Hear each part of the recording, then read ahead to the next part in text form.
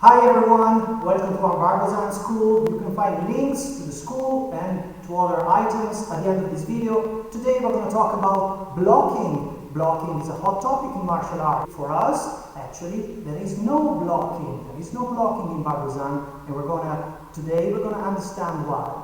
But first, let's start from understanding how human works. So let's start about our reflexes. So let's start with something extremely simple. Now, I have a pen in front of me. How do human reflexes work? Human reflexes are so that if I hold this pen and I let it fall, and my partner here is going to try to catch the pen, of course most of the time he's going to succeed. So let's try. Okay, let's count one. Or we can try a million times. Okay, I'm going to put the pen directly in the middle of his palm, and then he's going to try and catch it.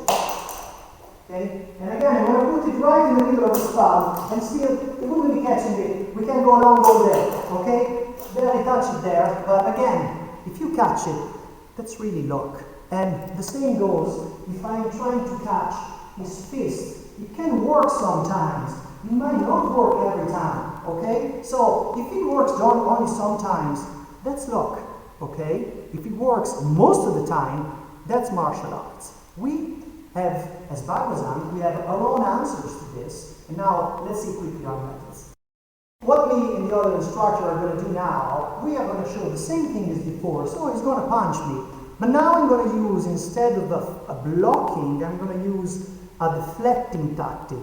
And most of that deflecting tactic would be actually going against him in order not to take his punch, but to take my advantage point, which is the point between our middle line.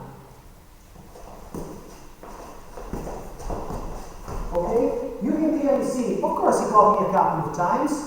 When we were stopping though, you could clearly see that I did have my advantage point next to him. I'm not really caring too much about his punches. I am caring about catching his middle line. That will give me an advantage. That is going to deflect his attacks.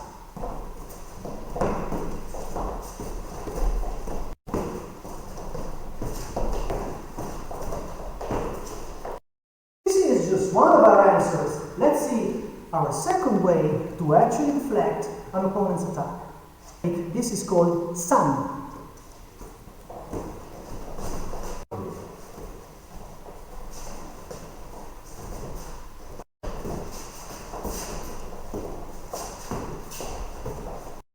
So, as you see, particularly in the second technique in San, I will always put one arm in the middle, okay? I always want to have something that is between my head, his punch, that thing has to be my arm. But this, as we saw before, it's not enough. He could get around his arm and catch him. No, what I'm doing with Zhang, first thing that I'm doing is I'm deflecting my body weight on my back leg.